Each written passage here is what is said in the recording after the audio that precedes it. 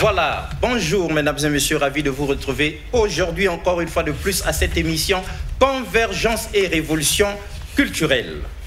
La force, ce n'est pas juste la capacité de faire ce que les autres ne peuvent pas faire. C'est aussi la capacité de se retenir de faire ce que tout le monde peut facilement faire. En cela, être fort dans la vie devient un choix de tous les instants. C'est le moins qu'on puisse comprendre en lisant ce livre qui nous invite à nous préparer à traverser une tempête dans notre cheminement vers la réussite, quelle qu'elle soit, si au demeurant nous comptons réussir dans notre vie personnelle, professionnelle, sociale ou religieuse. Car oui, les choses, mesdames et messieurs, que nous voulons, que nous cherchons, finiront bien par nous appartenir. Mais s'attendre à leur acquisition sans avoir à traverser des tempêtes d'épreuves, de résistance et défis, relève d'une naïveté dont il faut se traiter.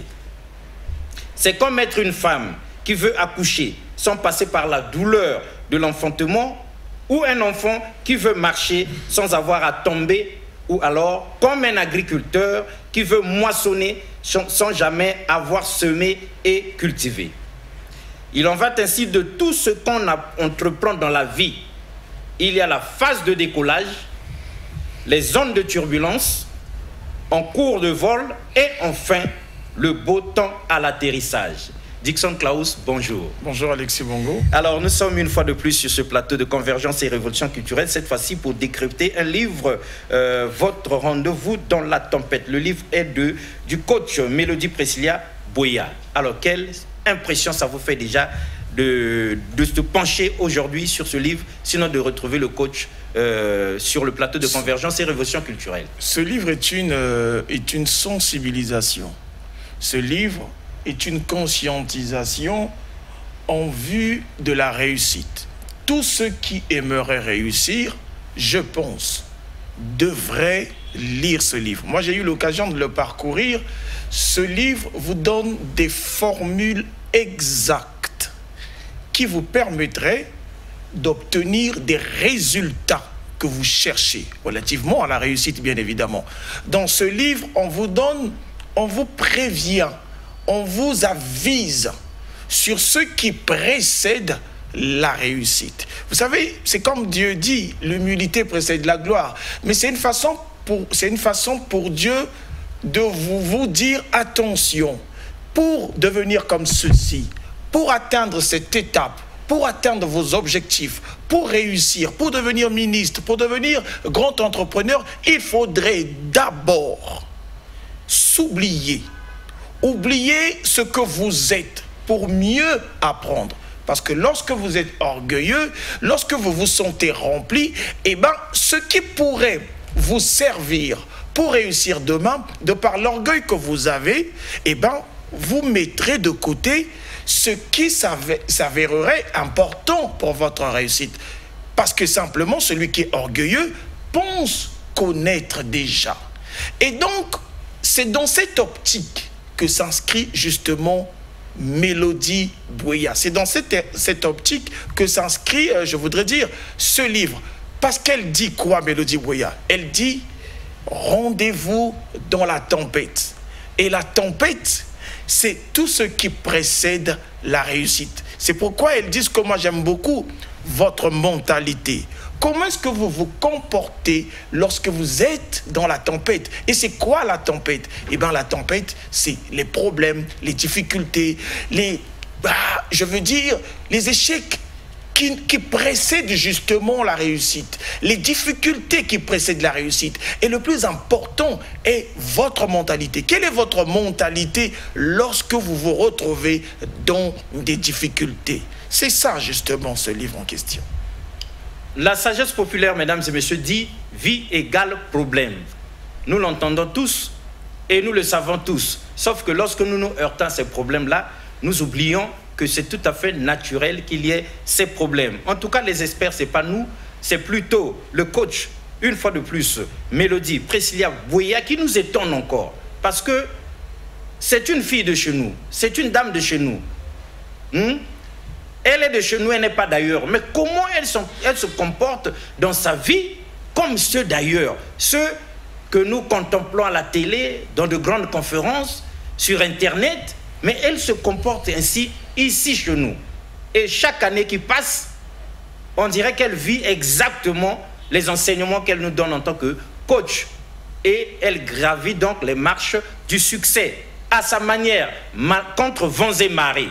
Et du coup, nous pensons que ce livre est écrit à dessein, comme pour nous donner à nous aussi, à vous qui nous suivez, à nous ici, Dickson Klaus et Alexis Bongo, les secrets de sa réussite ou bien de la réussite tout court. Votre rendez-vous dans la tempête, c'est comme qui dirait que chacun de nous, qu'il pleuve, qu'il neige, aura ce rendez-vous ou bien ce rendez-vous dans la tempête dans sa vie une ou plusieurs fois.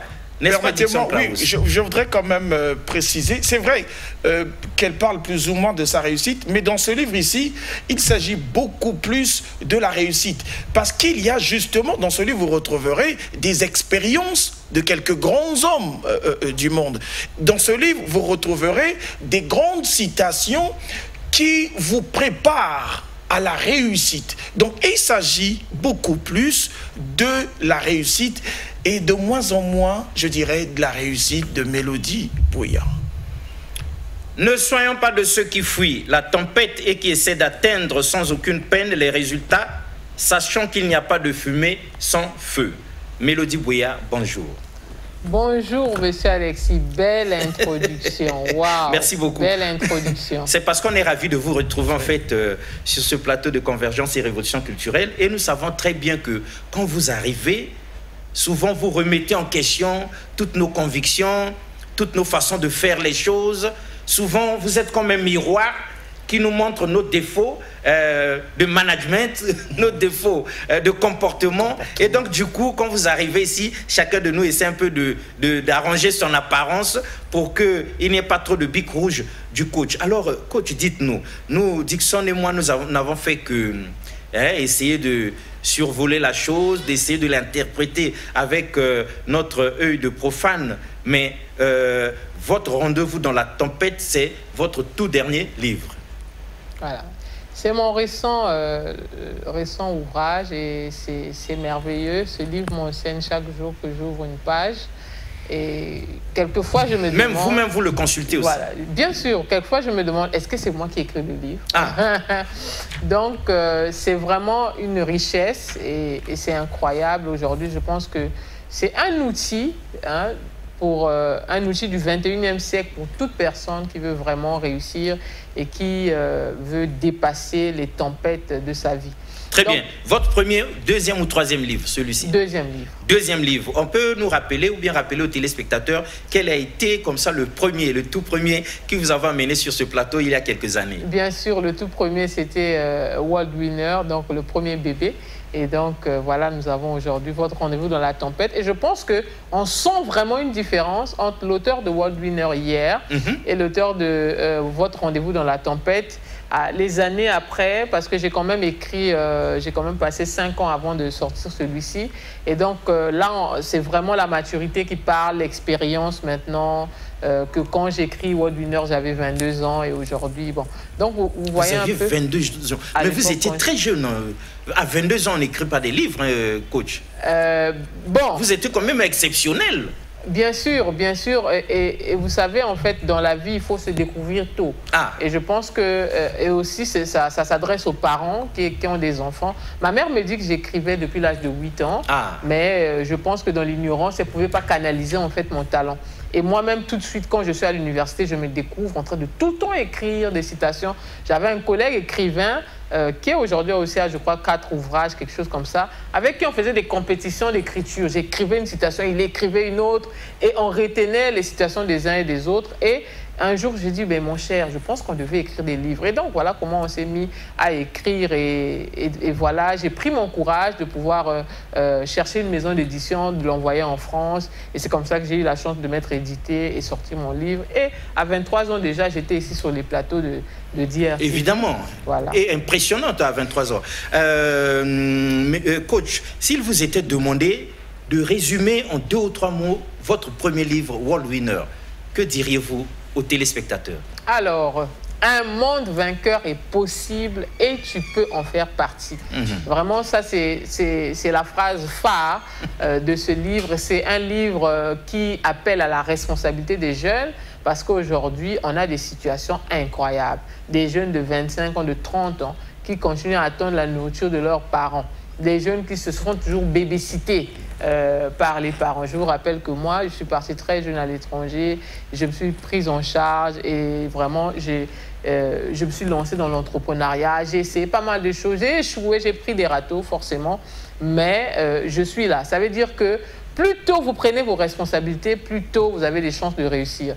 Mais plus vous êtes toujours là à vous faire dorloter par votre maman, à vous faire servir le repas sur un plateau, parce que c'est vous le roi, parce qu'on a dit que ouais, les garçons, c'est les chefs. Bon, en tout cas, je pense que vous serez des hommes fainéants, et les hommes fainéants ne sont pas mariables. C'est-à-dire que le mari est le chef de la femme, selon la Bible, et on n'entretient pas un chef, c'est l'inverse, c'est le chef qui entretient tout le monde. Et moi, dans mon environnement, j'ai cette carrure de leader, et donc c'est moi qui entretiens tout le monde, c'est pas la même. Donc un chef ne se fait pas entretenir. Et aujourd'hui, on a une mentalité incroyable où, voilà, les jeunes cherchent des femmes avec d'intérêt où là-bas au moins je peux avoir ceci, c'est la fille d'un tel, elle a telle ou telle chose, elle travaille dans tel ou tel endroit, etc. Non, quand vous êtes le chef, vous ne pouvez pas vous faire entretenir, vous devez entretenir. Donc moi je pense que ce livre, c'était vraiment un appel à la responsabilité des jeunes et c'est très bien de rappeler ça parce que nous sommes à l'année de la jeunesse et les jeunes doivent de plus en plus être responsables, doivent tenir leur avenir entre les mains. Si tu as 30 ans, tu vis toujours chez des parents, s'il te plaît. Après cette émission, elle va chercher déjà un endroit où tu dois aller vivre. Parce que ce n'est pas normal. On ne peut pas, à 30 ans, continuer à vivre chez les parents. Forcément, ça va vous bloquer psychologiquement et tout. Ça va forcément vous bloquer. Vous ne pourrez pas vous développer comme il se doit parce que quelque chose vous freine. Vous avez toujours une sécurité, vous voyez. Vous avez toujours un plan B. Vous savez que, bon, si je n'ai pas à manger, maman est là, papa est là. Et quand tu sais que tu es dehors, tu dois payer la maison et tu dois te démerder pour manger, tu vas te démerder pour te chercher de l'argent. Et moi, je pense que ça, c'est quelque chose que les jeunes devraient comprendre. Le plus tôt vous prenez des responsabilités, filles ou garçons, je pense que le plus tôt, vous avez des chances de réussir. Coach, on a l'impression qu'on vous rencontre le matin, on vous croise à midi, que ce soit un rendez-vous prévu ou bien par accident, ou quand vous rencontre partout, on croise Mélodie Bouya, vous êtes la même, c'est-à-dire vous êtes coach partout. Et chaque fois que vous dites quelque chose, c'est toujours dans le sens du coaching, tout ça. On dirait bien que vous n'avez pas autre chose, vous ne faites rien d'autre que le coaching. C'est-à-dire, comment se fait-il que vous soyez la même 24 heures sur 24? On dirait que vous ne pensez pas à autre chose parce que visiblement, il n'y a pas de plaisanterie avec vous, il n'y a pas de temps à perdre. Tout est, en tout cas, en ordre, pas de désordre. Qu'est-ce qui se passe dans cette façon de vivre du coach? Très, très bon constat, c'est vrai. D'ailleurs, ma mère me dit certaines choses quand elle me dit « Mélodie, waouh, toi, tu es vraiment carré dans cette façon de faire les choses. » Bien, pas dans le sens négatif, mais positivement. Pourquoi? Parce qu'en réalité, dans toutes mes conversations, ça finit toujours on s'en est rendu compte par un coaching à la fin.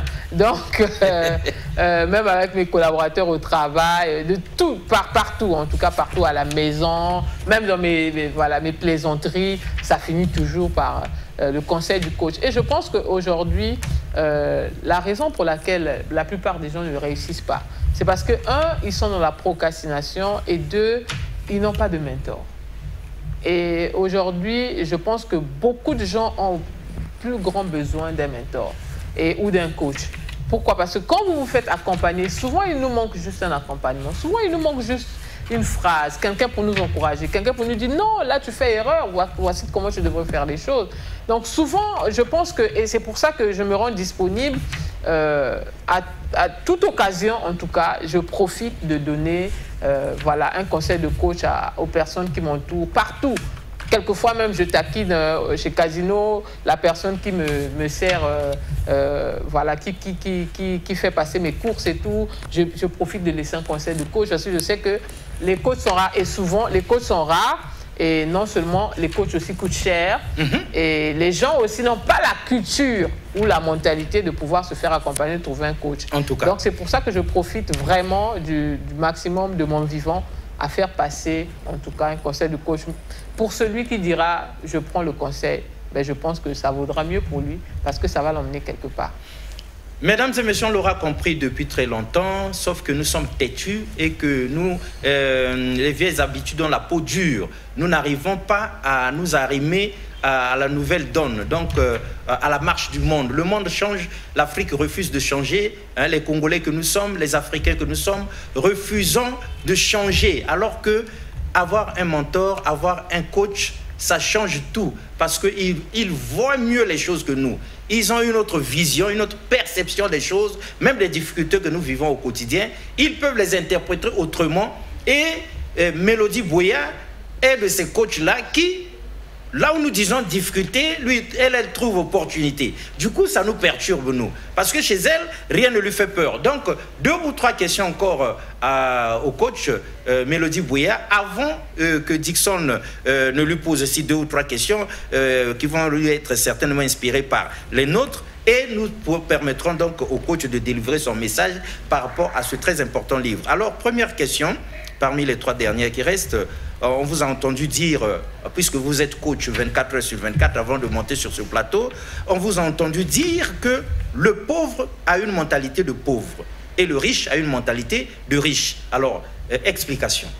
Alors, la pauvreté, la richesse, c'est d'abord une mentalité. C'est un état d'esprit, tout simplement.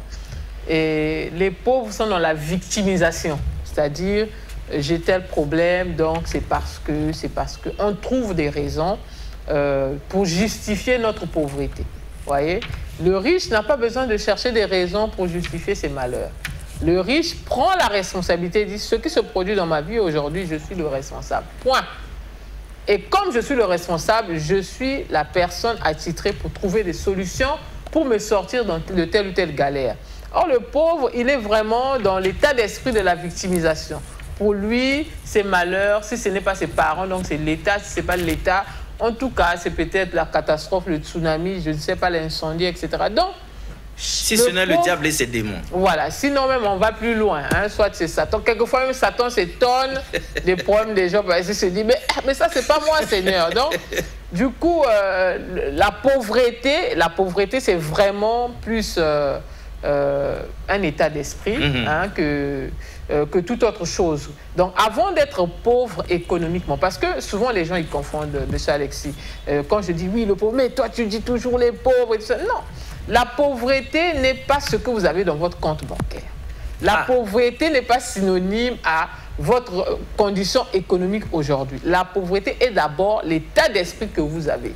C'est-à-dire, si vous êtes pauvre spirituellement, vous êtes pauvre culturellement, vous êtes pauvre économiquement, non, vous êtes pauvre spirituellement, culturellement, intellectuellement, vous êtes pauvre. La conséquence, c'est quoi? C'est qu'économiquement, vous serez pauvre aussi. Donc, votre situation économique, votre compte bancaire est le reflet de qui vous êtes. Si culturellement, vous êtes pauvre, si spirituellement, vous êtes pauvre, intellectuellement, vous êtes pauvre, bon, vous voulez être riche économiquement comment? C'est pas possible.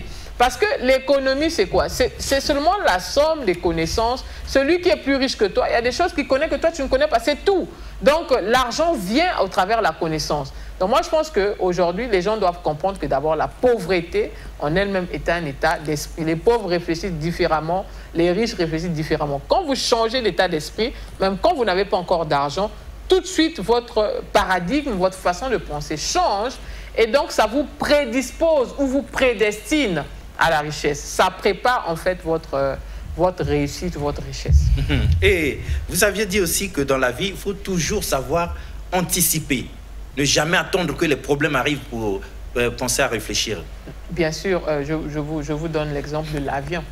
Vous savez, quand on prend un avion, franchement, on peut attacher sa ceinture et dormir au décollage parce qu'on est sûr que les gars, là, ils ont anticipé, ils se sont rassurés que tout va bien. Ils ont tout vérifié, les mécanos ont tout vérifié. Et c'est pour ça que c'est le moyen le plus sûr, alors que ça paraît plus dangereux. Mais bien sûr, vous avez parcouru des milliers de kilomètres en l'air, franchement, ça devait être le plus dangereux, mais ça paraît le plus sûr. Pourquoi? Parce qu'on a mis beaucoup de temps à pouvoir réfléchir aux risques, on a réfléchi vraiment à tout ce qui pourrait arriver et comment on peut contrecarrer à ce qui pourrait arriver si on se trouve en haut. C'est pour ça qu'ils ont mis, bon, au cas où le pilote somnole, l'avion peut aller en copilote, plutôt en mode automatique. Donc ça, c'est quelque chose de très... Donc, il faut aussi que dans la vie, qu'on soit capable d'anticiper.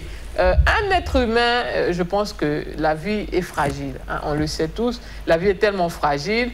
Et on est là pour combien de temps? Ça passe vite. Hein, pour pas grand-chose, moins de 100 ans. Donc, si vous êtes là et vous n'avez pas la capacité d'anticiper sur les problèmes, sur les angoisses, sur les situations, je pense que ça ne sert à rien de vivre parce qu'il vous faut comprendre que les problèmes qui peuvent nous arriver, c'est lesquels? La maladie, le licenciement, etc. On connaît déjà à peu près les problèmes qui peuvent arriver, l'escroquerie, etc., l'incendie. Bon, si aujourd'hui, il arrive que dans ta maison, ça brûle, hein, est-ce que tu as déjà anticipé, par exemple, ce malheur? Il y a des gens qui anticipent, qui prennent des assurances. S'il arrive que ta voiture a un accident, pourquoi on prend l'assurance? Parce qu'on veut anticiper quelque chose. Donc moi, je pense que dans la vie également de tous les jours, il faut être capable de pouvoir anticiper les problèmes qui peuvent nous arriver. S'il arrive que vous tombez malade, est-ce que vous ne pouvez pas travailler 2 mois ou qu'on puisse vous licencier aujourd'hui là où vous êtes? Vous êtes fier, j'ai mon salaire de 1 million, c'est pas grave. Mais s'il arrive que demain la boîte ferme, est-ce que dans les 2 prochains mois, tu ne vas pas causer du stress autour de toi? Est-ce que tu pourras réellement vivre le même standing de vie dans les 3 prochains mois, dans les 6 prochains mois? C'est ça, anticiper. Donc, anticiper, ce n'est pas seulement parler ou bien ce n'est pas un slogan, c'est vraiment être capable de pouvoir traverser une crise et tout en gardant la tête sur les épaules et entre-temps, on cherche une autre solution. Très bien. On a l'impression que ça signifie à peu près la même chose avec ce que vous avez dit. Donc, en troisième lieu, il ne faut jamais être derrière le temps, mais toujours devant le temps. Alors, merci monsieur Alexis pour le rappel. Bon, en tout cas, en Afrique, on dit tout le temps que nous sommes derrière le temps. On est derrière le temps. Le temps, c'est quelque chose que personne ne peut voir, personne ne peut toucher. C'est une commodité qu'on ne voit pas, qu'on ne touche pas. Mais les gens disent que je suis en train de poursuivre le temps, je suis derrière le temps. On ne peut pas être derrière le temps parce que les Africains sont en retard, parce qu'ils sont tout le temps derrière le temps. Les Occidentaux sont développés parce qu'ils sont en avance du temps. Donc, je pense que si on veut se développer, soyons en avance du temps, pas derrière le temps. Parce que plus vous êtes derrière, plus vous serez toujours en retard. Aujourd'hui, le monde file. On parle d'intelligence artificielle, Vraiment. On parle de tellement de choses. Mais quand vous parlez avec les jeunes d'aujourd'hui, ils sont perdus. Ils ne comprennent pas. Quand vous lui dites, ils sont encore à l'âge de la pierre taillée. Les gens sont en retard. Pourquoi? Parce qu'on est tout le temps derrière le temps. Donc, je pense que la sagesse aimerait que vraiment qu'on apprenne à être en avance du temps, à anticiper, à travailler, justement à apprendre, se former et surtout à se faire accompagner pour être en avance du temps. Aujourd'hui, le coaching, on en parlait hier, c'était comme la blague. Mais aujourd'hui, c'est évident qu'on a tous besoin d'être coachés. Et si vous voulez être en avance du temps, cherchez un coach. Très bien, mesdames et messieurs, si vous voulez être en avance du temps, que le temps soit derrière vous et non devant vous, que vous ne couriez pas toujours derrière le temps, cherchez un coach comme Mélodie Bouya, parce qu'elle est la first business coach que nous avons ici au Congo. Et une vraie, hein, parce que ce n'est pas n'importe qui peut se permettre de faire, de réaliser ce qu'elle réalise. Et nous vivons ça au quotidien. Nous l'avions connue fragile là, quand elle venait avec ses rêves-là. Mais aujourd'hui, c'est devenu de grandes réalités au point où elle peut se permettre des choses et d'autres comme les grands coachs de ce monde. Et c'est tout à l'honneur de notre pays, le Congo-Brazzaville. Alors, Dixon Klaus, nous avons pris tout ce temps-là pour que les téléspectateurs sachent exactement à qui ils ont affaire, pour qu'ils comprennent la profondeur de ce livre quand le coach va délivrer son message, l'économie de ce livre. Mais vous avez peut-être 1, 2 ou 3 questions à lui poser rapidement. Bien évidemment. Moi, je vais bondir sur ce qu'elle a dit, pour ne pas dire contredire ou corriger ce qu'elle a dit. c'est vrai qu'elle dit que c'est un appel à la responsabilité, elle s'adresse particulièrement à la jeunesse, mais ce livre ne s'adresse pas qu'à la jeunesse. Ah là, vous êtes déjà dans le livre. Je suis déjà dans le livre. Ça, c'était le livre, le premier livre. Ah, le premier livre. Ah, d'accord, tant mieux pour moi. Sinon, ce livre-ci, justement, est un appel. En fait, ça s'adresse à tout le monde. Mais avant d'y entrer complètement, Madame Mélodie, il y a beaucoup de coachs. Je suis invité dans beaucoup de cérémonies et je les vois. Il y a d'autres qui disent, moi j'ai vécu en France, j'étais en France, j'ai tenu des grandes conférences en France, je suis comme ceci, je suis comme cela. Quelle est votre particularité si on vous mettait à côté de tous ces coachs que je vois ici à Brazzaville, qui parlent comme si on a l'impression que c'est un roi qui parle, c'est un dieu, c'est un riche, c'est un milliardaire, c'est un président à vos côtés.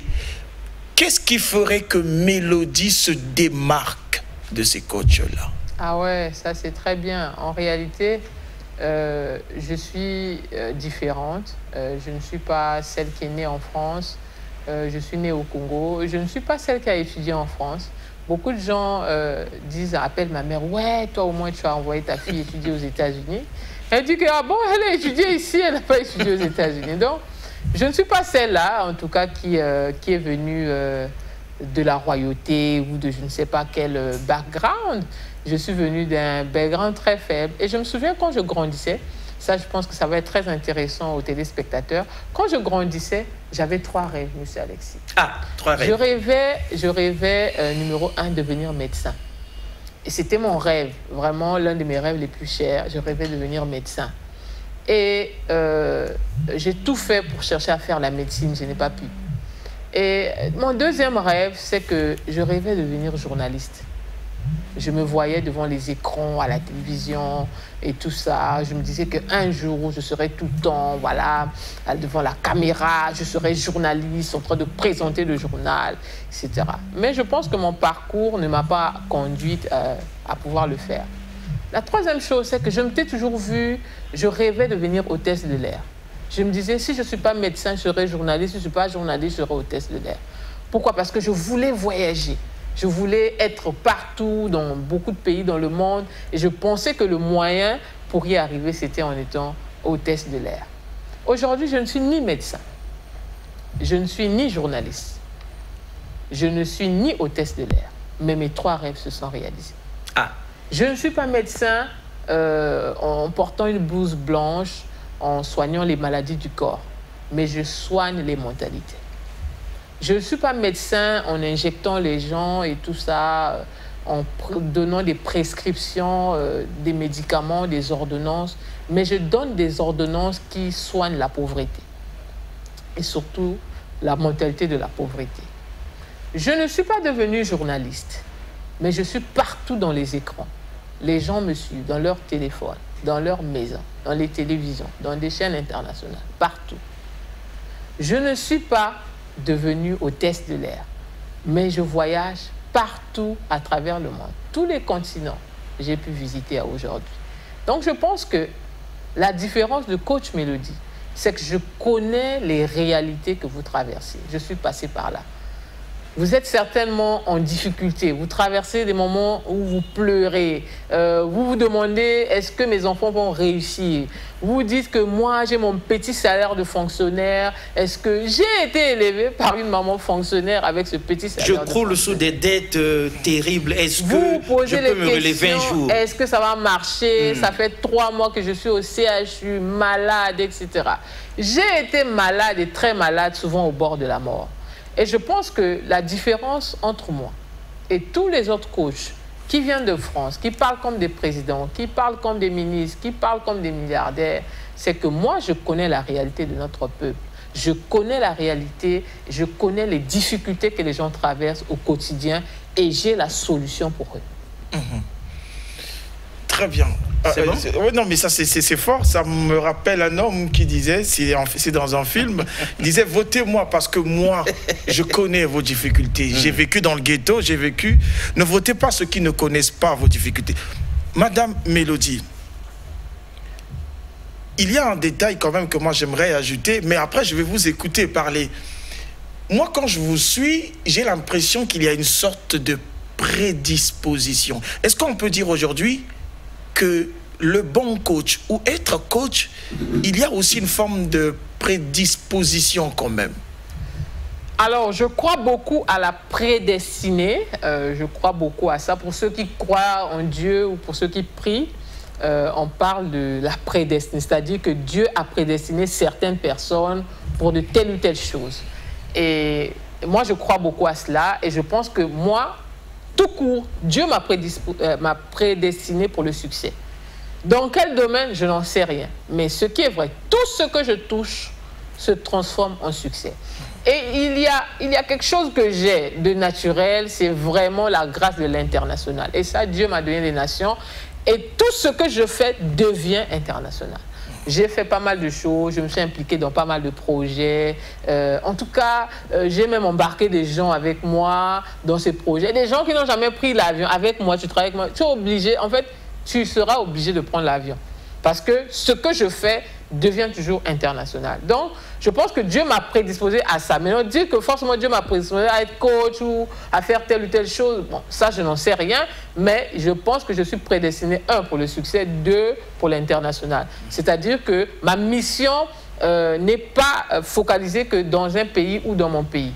Je suis une personnalité globale et mon impact est global. Ça, c'est quelque chose de sûr que je connais et que je maîtrise. Et dans tout ce que je fais, tout ce que je touche, même nous sommes dans des projets agricoles, on fait la transformation de la farine de manioc et tout. Mais je vous assure que notre produit, le foufou, est déjà international. Donc, nous présentons ça dans des foires internationales, etc. Bien que j'en parle pas souvent et tout, les gens me connaissent beaucoup plus sur la facette de coach parce que j'ai voulu, en fait, un temps bâtir une certaine, comment on dit, un branding, donc pour que les gens comprennent un peu plus le coaching. Mais derrière le coaching, on fait tellement de choses. On est dans des projets, on est dans l'entrepreneuriat et tout. Et c'est ça qui nous accorde le pain au quotidien. Donc c'est pour dire que je crois que oui, Mélodie est forcément prédestinée à ça. Et donc si tu es en contact de Mélodie, forcément, le succès est contagieux, la pauvreté également. Donc, si tu côtoies tout le temps les pauvres, franchement, ne sois pas surpris des résultats. Et si tu côtoies quelqu'un qui a la grâce de l'international, ça te contamine. Donc, voilà, trouvez des coachs qui ne disent pas seulement, mais dont vous connaissez le parcours, l'historique, d'où ils viennent et comment ils sont en train de faire des progrès devant vous, comme moi. Vous avez anticipé ma dernière question. Rapidement, le temps est contre nous. Justement, moi, je voudrais parler de... Il y a un aspect que je dois relever qui est très important pour les Congolais, je dirais très incrédules. Moi, je suis ici pour vous vendre et ça, c'est normal, c'est mon métier.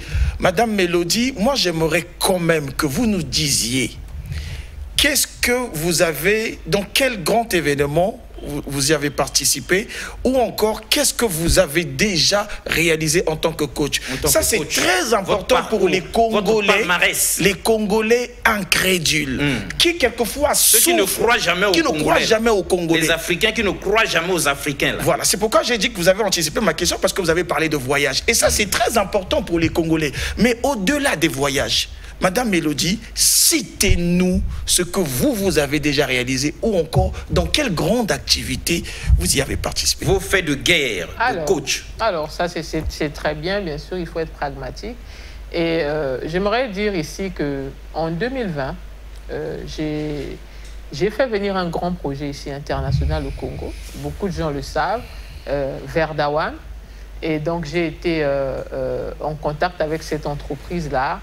Et de vue de mon expérience et autres, ils m'ont confié la responsabilité, sinon la représentation de ce projet au Congo. Et j'ai pris des amis avec qui nous avons pu mener ce projet. Nous avons fait des chiffres d'affaires énormes. Le problème, c'est parce que quelquefois, on ne veut pas trop dire les chiffres et tout, mais ça se chiffre en milliards de francs CFA que nous avons généré la première année, la deuxième année pour le compte de cette entreprise Verdawan qui est dans l'immobilier, la tokenisation, vous savez, les nouvelles technologies. On parle de V-Rate, on parle de NFT. C'est une entreprise de quel pays? C'est une entreprise qui est basée en Turquie. En Turquie. Voilà, dont le siège se trouve à Istanbul. Et d'ailleurs, vous savez que moi, j'étais fréquemment là-bas. Donc, c'était pour des business c'est pour des business que je voyage en majorité. C'est vraiment pour des business que je voyage. Et donc, nous avons mené ce projet, nous avons généré des chiffres d'affaires énormes. Et ça, c'est pour un exemple. Et bon, pour ceux qui veulent investir dans l'immobilier, etc., bon, vous pouvez me contacter, on va vous conduire à ça. Nous avons aussi aidé beaucoup de gens, lorsque nous étions dans ce projet, à pouvoir voyager. C'est-à-dire, nous avons fait visiter des délégations. J'ai plusieurs fois voyagé en délégation. On menait des gens à Dubaï, on menait des gens en Turquie. On menait pas mal de gens dans différents pays. En France, d'ailleurs, par mois. Donc, nous avons ouvert Verdawan Congo, Verdawan Cameroun, Verdawan RDC, Verdawan France. C'est moi qui suis allé faire l'ouverture.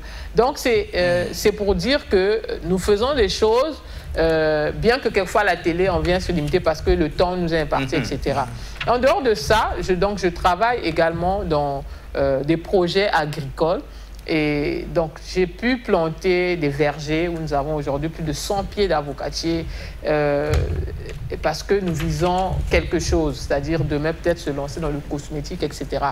Et donc, toujours dans la transformation. Aujourd'hui, nous sommes aussi dans, comment on dit, dans l'industrialisation. Nous sommes en train de bâtir des mini-industries. Et là, nous sommes dans la transformation déjà de la farine de manioc, le foufou que nous mangeons chaque jour, que les Congolais mangent, à 90% des Congolais, au moins, je pense, consomment le manioc d'une manière ou d'une autre, en foufou, en manioc, etc. Donc, nous sommes dans la transformation de la farine de manioc et nos produits sont déjà en supermarché. Si vous allez dans le Zando Market, chez Mbote, etc., pour ne pas citer les noms et tout, vous verrez nos produits là-bas sur les rayons supermarchés. Et nous avons participé à des foires internationales où nous, par exemple, la dernière, il y avait un voyage récemment en Italie où les entrepreneurs africains devraient aller, voilà, c'était Italie, Congo. Donc nous étions là-bas. Vous étiez là-bas aussi? Nous étions là-bas, pas par ma personne, mais par mes collaborateurs avec qui mes partenaires avec qui nous travaillons dans le projet, qui étaient sur place parce que moi, je n'étais pas disponible. Mais en tout cas, c'est pour dire que déjà, c'est un produit, déjà par exemple, que le PME connaît, etc., que la qualité, nous avons la CONOC, nous avons un organisme ici donc, qui régule, qui fait ISO, etc., des produits et tout ça. Donc, c'est vraiment toute une procédure. Ce n'est pas quelque chose comme ça qu'on a commencé, on a dormi, on s'est réveillé, c'est sorti. Non. C'est un projet qu'on a travaillé dessus. On a des champs de manioc en hectares et en hectares. Et récemment, nous avons fait... je crois que nous étions sur le terrain, ça fait peut-être 2 mois où j'étais carrément dans les plantations. On me voit dans une vidéo où je suis carrément dans les champs. Prochainement, il faudrait que nous ayons même des extraits comme ça. D'accord, nous avons les extraits. Ces événements-là. Prochainement, on va pouvoir vous balancer ça. Où je suis carrément dans les champs. Nous sommes dans nos champs de maïs. Nous avons fait 25 hectares de champs de maïs et nous étions en train de récolter. Et on a beaucoup de gens, on a des équipes qui travaillent dans nos champs, dans nos vergers, etc., mais qui sont donc à l'intérieur du pays. Donc, c'est pour dire que les projets concrets, nous les avons. Et puis, bon, vous connaissez également que j'ai également fondé une académie de coaching où donc nous aidons les personnes, les entreprises aussi à booster la performance de leurs employés. Et nous aidons aussi toute personne, en tout cas, qui veut réussir, qui veut évoluer dans la vie, à se faire accompagner et de façon concrète à se lancer en affaires ou encore, en tout cas, à emmener sa carrière au niveau supérieur. Donc ça, c'est vraiment pour dire un peu ce que nous faisons. Et ce que nous faisons n'est pas seulement local. Pour votre information, aujourd'hui, World Winner Academy, qui est notre académie de coaching, a été enregistrée à Dubaï. Et donc, bientôt, nous allons ouvrir nos portes à Dubaï. World Winner Academy vient d'être enregistrée aux États-Unis. Et bientôt, nous aurons une présence internationale sur le Moyen-Orient, sur l'Amérique et sur l'Afrique. Donc, voilà, quand même, c'est pour dire que ce que nous faisons, c'est vraiment au-delà du Congo, et c'est pour impacter le monde. En tout cas, si les Congolais veulent croire, parce que moi, je choisis toujours entre croire et ne pas croire. Moi, j'ai choisi de croire. Je crois en la vie, je crois aux possibilités, je crois à la réussite, je crois que je ne peux pas réussir seul. J'ai toujours besoin de quelqu'un pour m'aider, pour m'accompagner. Comme ça, ensemble, on peut se développer. S'il n'y avait pas des journalistes, on ne pourrait pas peut-être avoir ce débat. Seul avec mon livre, je ne pourrais pas peut-être décortiquer. Donc, on a toujours besoin d'un accompagnement. Et moi, je crois. Et je pense que les Congolais devraient cesser d'être incrédules parce que depuis que vous êtes incrédules, ça ne vous a emmené nulle part. Nulle part. Ça ne vous a emmené nulle part si ce n'est qu'à perpétuer la pauvreté dans votre famille. Donc, moi, je pense que les Congolais devraient de plus en plus croire et se faire confiance. Essayez d'abord, essayez. allez-y, essayez. Si ça n'a pas marché, on va faire autre chose. Mais quand vous n'avez même pas essayé et que vous êtes là, dans le doute, dans, je ne sais pas moi... La critique, voilà, la médisance. Je pense que ça ne sert à rien parce que ça ne vous a pas aidé à développer le pays ni le continent. Très bien. Mesdames et messieurs, nous ici sur ce plateau, en tout cas Dixon Klaus, Alexis Bongo, qui sont visibles, sinon Gervais Mbouaka et Ernie Kengouya et les autres, nous commençons à croire. Force nous est de croire, parce qu'elle n'était pas comme ça au départ. Il y a quelques années, quand elle est venue ici, nous parler du coaching et du développement personnel, quand elle est venue avec son premier, elle était venue avec son premier livre, on ne pensait pas du tout qu'il y aurait toute cette évolution-là et que ça devait s'internationaliser. Aujourd'hui, que nous ne le voulions pas, même si on dit nul n'est prophète sur soi-même, force nous est de faire rétropédalage et de lui poser des questions, sinon de chercher à recevoir des conseils de cette très grande dame. Coach, il y en a qui forcément voudraient bien savoir quelles sont les coordonnées de votre secrétariat là-bas, au cas où on voudrait vous appeler ou bien acheter le livre, parce que ce livre est de très grande importance. Quelqu'un pourrait demander, mais pourquoi on n'est pas en train de nous lire le livre? Si on garde beaucoup de choses, mais tout ce que nous disons là se retrouve dans ce livre-là. Donc vous avez déjà la quintessence même de ce livre, votre rendez-vous dans la tempête. Et si nous nous permettons de décrypter le titre, le coach ne dit pas mon rendez-vous dans la tempête, mais votre rendez-vous. Et quand même elle-même, elle prend le livre pour le lire encore, ça s'adresse à elle. Comme ça s'adresse à nous sur ce plateau et à vous aussi, chacun de nous devrait, normalement, comme Dixon Klaus l'a dit, chercher à acheter ce livre, à le lire, à découvrir les conseils, les sages conseils qui sont des conseils pratiques qui permettent de sortir de l'état de pauvreté, sinon des échecs, de corriger la trajectoire, de pouvoir remonter la pente. Voilà. Un optimiste sait qu'il n'est pas à l'abri des tempêtes, mais il est convaincu qu'aucune tempête ne pourra le submerger. Commentaire, coach. Ah oui, c'est vrai. Vous savez, monsieur Alexis, pour commencer par le numéro, où est-ce qu'on peut trouver le livre? Oui, déjà. Donc, le numéro de World Winner Academy, c'est le 06 765 765 28 44. 28 44. Vous pouvez appeler ou vous pouvez faire un WhatsApp. Et si vous voulez m'avoir personnellement, 06 708 71 11. 06 708 71 11. Ah. Voilà. Donc, l'optimiste, vous savez, quand on dit aussi traverser les tempêtes est toute une question, c'est toute une mentalité, c'est toute une attitude. C'est pas facile du tout. Et la tempête, c'est quelque chose de sûr. Si vous n'êtes pas passé dans le passé, c'est-à-dire si hier vous n'étiez pas dans une tempête, demain ça vous attend quelque part. Et c'est quelque chose de sûr. Pour tout être humain dans la vie, on va pouvoir affronter, on va pouvoir se retrouver... Qu'on le veuille ou pas. Qu'on le veuille ou pas, où nous sommes devant une tempête dure. Et il nous faut savoir comment faire pour s'en sortir. Et pour d'autres, c'est la perte d'un être cher. Pour d'autres, c'est la perte de son emploi.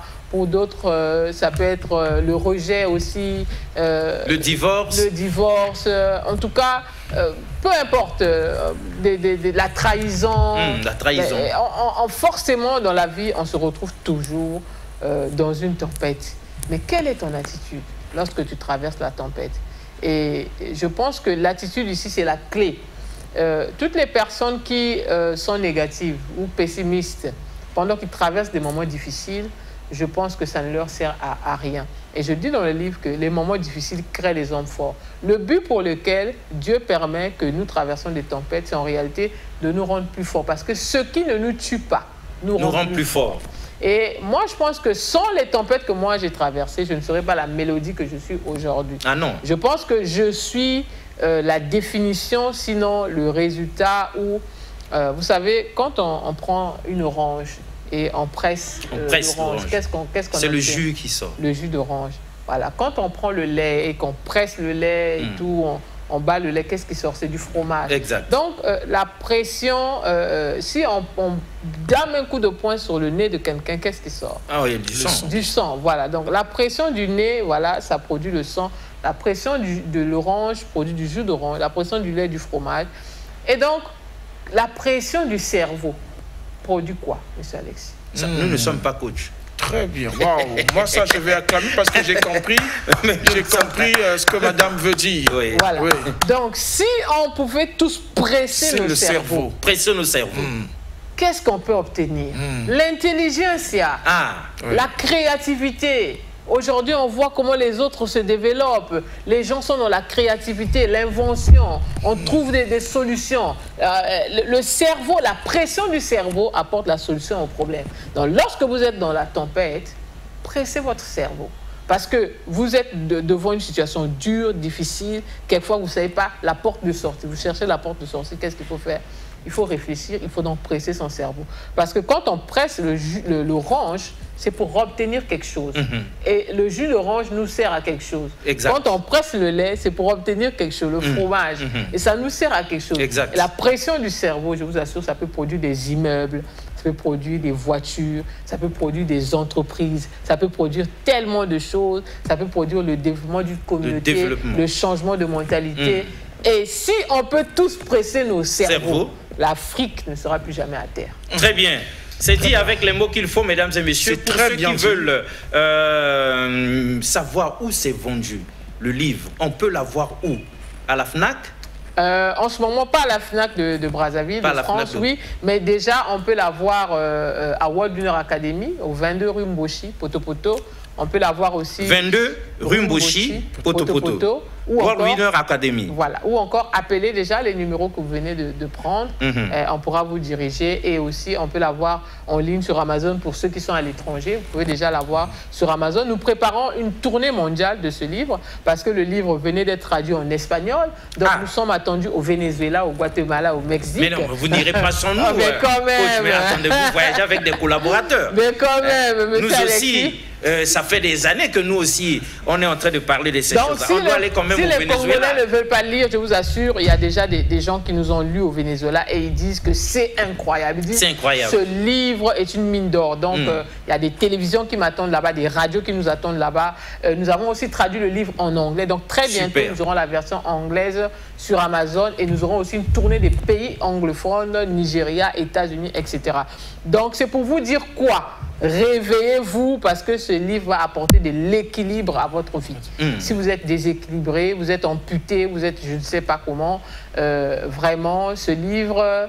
je ne peux pas vous dire. Monsieur Dixon, il a lu le livre. Hein. Il peut mieux, oui, en tout cas, bien sûr, le dire. Bien sûr. Et Alexis Bongo, permettez-moi, moi, je voudrais ajouter ceci. Oui. Vous savez, quelquefois, les Congolais pensent que lorsque nous recevons des gens à la clé, que nous parlons du bien de ces gens, c'est pour des intérêts professionnels simplement. Non. Moi, par exemple, Dixon, j'ai assisté, j'ai vu comment Madame Mélodie a travaillé. Vous voyez, je porte un polo. Hein. C'est le polo du dernier événement qui a été réalisé par Madame Mélodie. Rendez-vous avec la destinée. Voilà, effectivement. Vous voyez. Ah, c'était son dernier événement. Effectivement. Et lors de cet événement, j'ai écouté des témoignages et des témoignages. Madame Mélodie, je pense que c'est une fédératrice, en fait. Elle sait fédérer des forces. Quelque part, elle a écrit dans son livre, hein, soyez utile aux autres. Mais évidemment, c'est ce qu'elle est. Et c'est ce qu'elle fait. Donc, confiez votre vie à Madame Mélodie. Moi, je ne le dis pas pour le dire, mais j'ai vu comment cette femme, justement, a travaillé. Et ce qui m'a surpris quand même lors de cet événement, c'est qu'à la fin, elle a souhaité joyeux anniversaire à cette célèbre dame que nous connaissons tous. Et moi, je me disais, mais Madame Mélodie, elle est comment? Elle a appelé, elle a rassemblé tout le monde pour souhaiter joyeux anniversaire à Oprah. C'est pas... Oprah, oui, frère. Vous voyez qu'elle est loin, en fait. On est au Congo quand même, s'il vous plaît. Et elle a cette audace-là de souhaiter joyeux anniversaire à Oprah. Après, je ne sais pas qu'est-ce qu'elle a fait, comment est-ce qu'elle voulait faire pour atteindre cette dame, comment est-ce qu'elle a pu faire.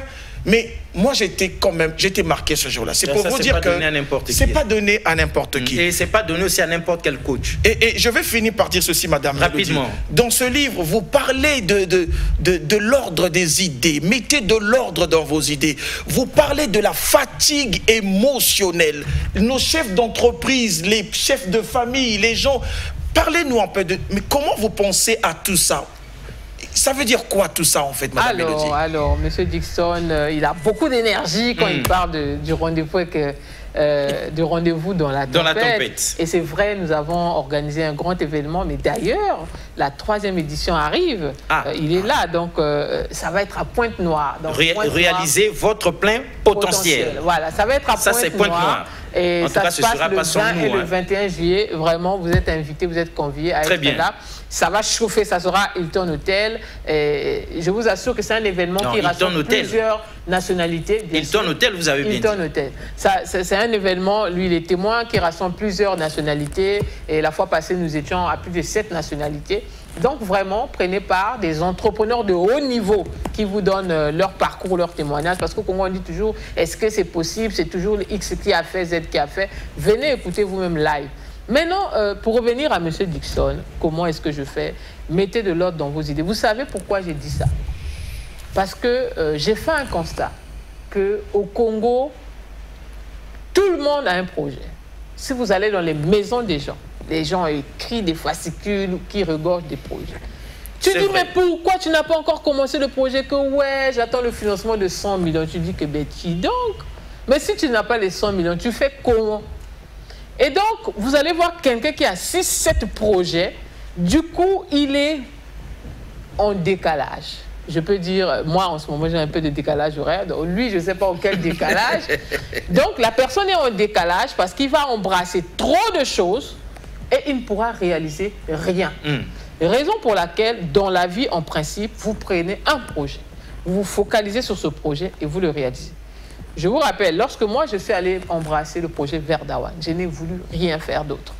J'ai dit, tant que je n'ai pas les preuves que je peux faire décoller ce projet au Congo, je ne fais rien d'autre. Je me suis focalisé sur ça et le projet a décollé. Ensuite, j'ai dit, bon, il est grand temps pour moi de me retirer, de mettre maintenant d'autres personnes sur scène pendant que je peux aller faire une autre chose. Et c'est comme ça que je suis allé ouvrir World Winner Academy. Donc, vous voyez un peu que l'ordre dans la réalisation des choses, ça va mettre de l'ordre dans ses idées. Du temps.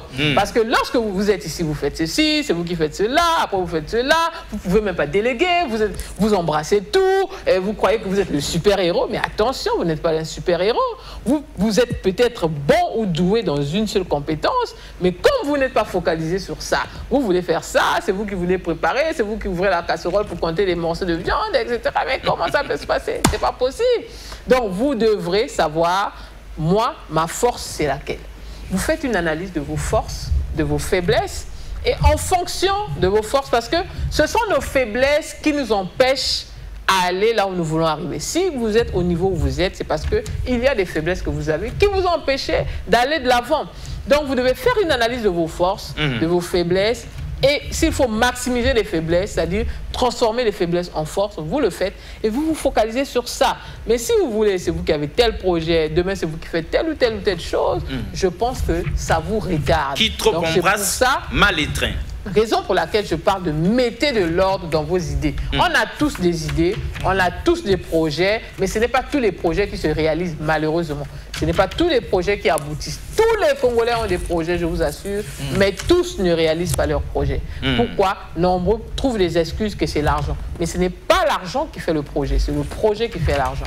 Ah, ce n'est pas l'argent qui fait le projet, mesdames et messieurs, c'est le projet plutôt qui fait l'argent. World Winner Academy, ça se trouve au 22 de la rue Mboshi, ici à Poto-Poto. Le secrétariat, sinon l'assistant qui est là-bas pour le coach, est au 06. Et pour ceux qui sont à l'étranger, c'est plus 242, l'indicatif, plus 242. Et puis 06 765 28 44. 06 765 28 44. Mais vous avez besoin de vous faire coacher. Ce n'est pas que le livre que vous cherchez pour appeler le secrétariat, où c'est vendu à combien aussi? 15 000 francs seulement. 15 000 francs seulement. On va faire une promotion. Pour l'amour de DRTV, oui. Pour l'amour de M. Alex. Oui, on va nous faire... Convergence et révolution culturelle. Pour toutes les personnes qui vont acheter aujourd'hui, c'est vendredi, entre aujourd'hui et lundi, nous allons leur vendre le livre à 10 000 francs. Je crois que mon secrétariat peut déjà noter.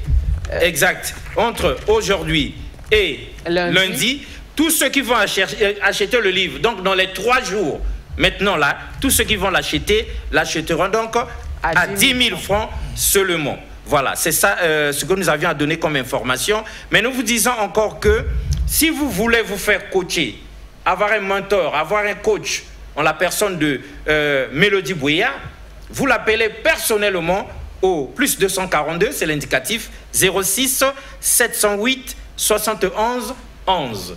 06 708 71 11. Et donc, nous nous en remettons encore Alexis, pardon, à l'écrivain de Marc. Oui. Il faut préciser aussi que les parents peuvent confier leurs enfants. Bien sûr. Forment les enfants. Bien sûr. Plus vous confiez vos enfants tôt. Voilà. Vous avoir un coaching junior que nous faisons.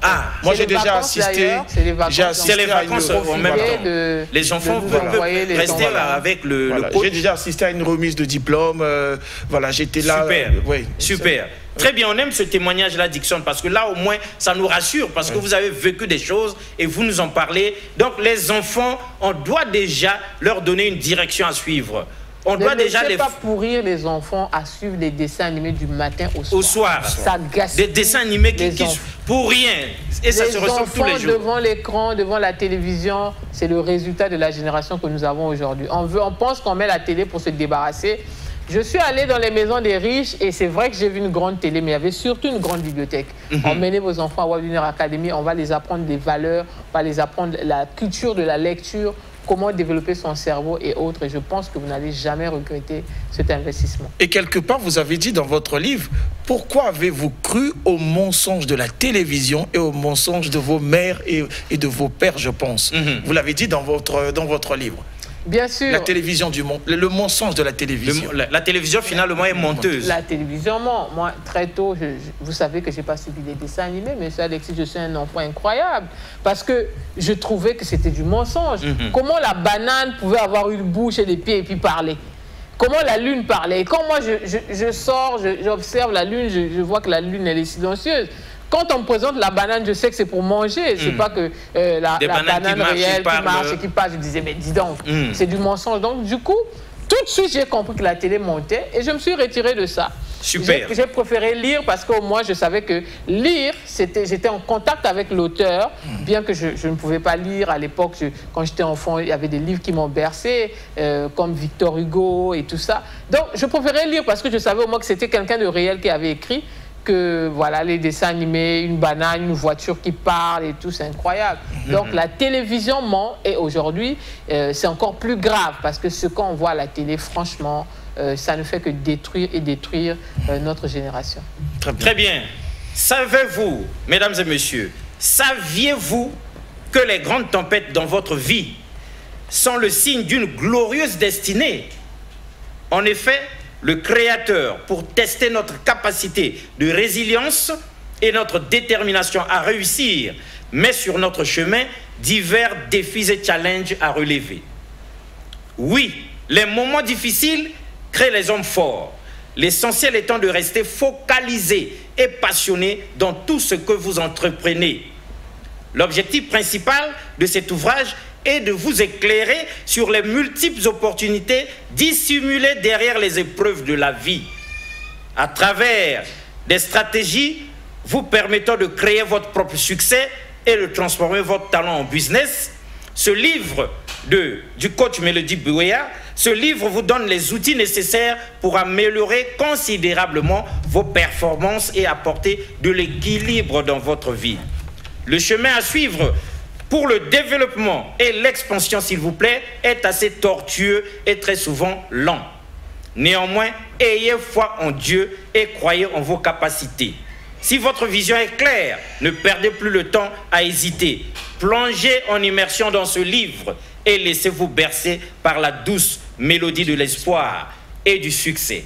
Au revoir et à la prochaine. Merci beaucoup une fois de plus.